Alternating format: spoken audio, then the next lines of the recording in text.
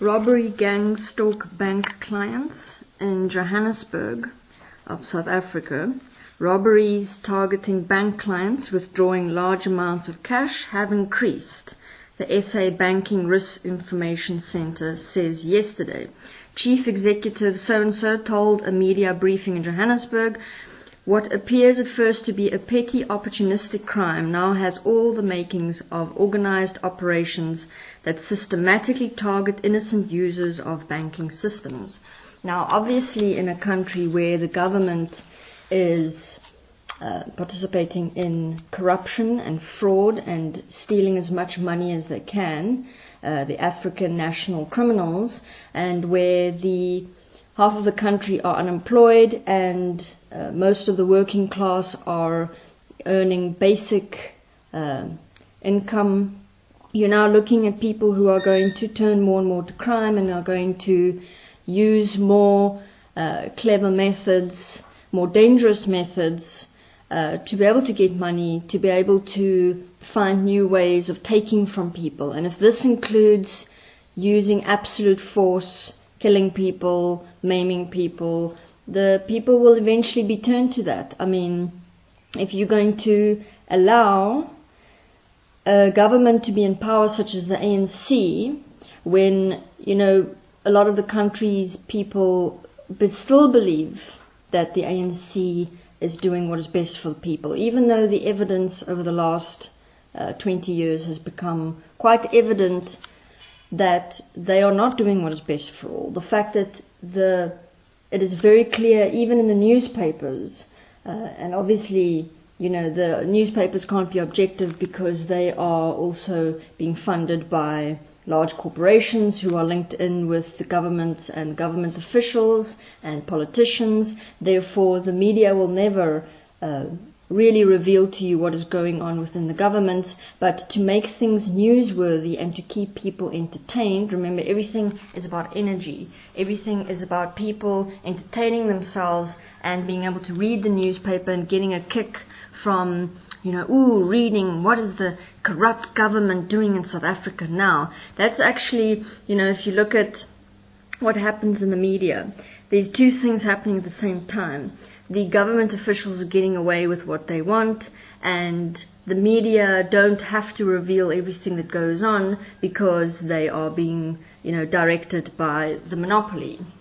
On the other hand, you have members of the public who don't actually know how to stand up to and stand for what is best for all and how to stop the corruption based on greed, because they've allowed themselves to believe and accept that we have to trust governments and there's nothing we can do about it, and it's God's will for us to just accept things the way they are.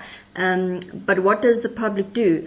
The human has a tendency to be addicted to our own energetic experiences based on emotions and feelings. So the newspaper that is read by your average human being, if you observe your own reactions when you read the newspaper or you watch the news, is that of constant energetic reactions happening. You go from disgust to fear to joy to, oh my God, I can't believe that happened to that person. Or, oh, look, that family burned to death in a car accident.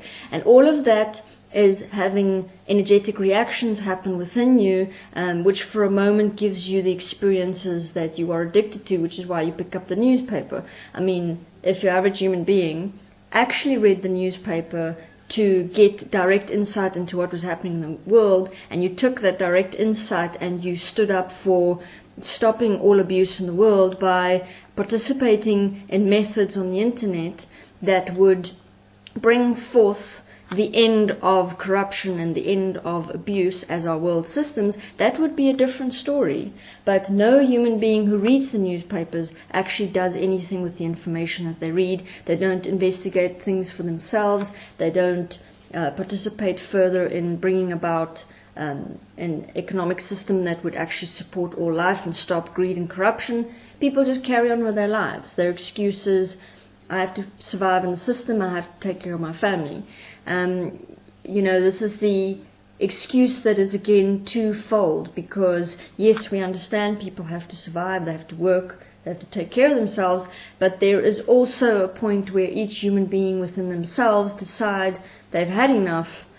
They don't want the system, world system as it is anymore. They don't want the way that capitalist is run. They do not support politicians. They do not support religion, which manipulates people through symbology to live in fear, thus further participating in the world systems that generate capital for the elite. You will not participate in the lies and deceptions. You will not participate in your own life in lies and deceptions. So in your own family, if there are cultures and beliefs and all kinds of value systems that only support your fears and to hold your family together in fear, then that is not supporting anybody. That is not supporting you. That's not supporting change.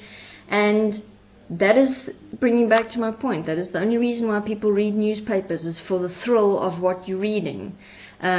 So for us to read the newspaper and see things like that, like what is happening, people who are getting murdered, criminals who are becoming more clever, you have to realize that reading about it does not change anything. Reading about it and sighing and going, oh, this is terrible, shame, I hope it doesn't happen to my family. It probably is. I mean, look at everything that is escalating.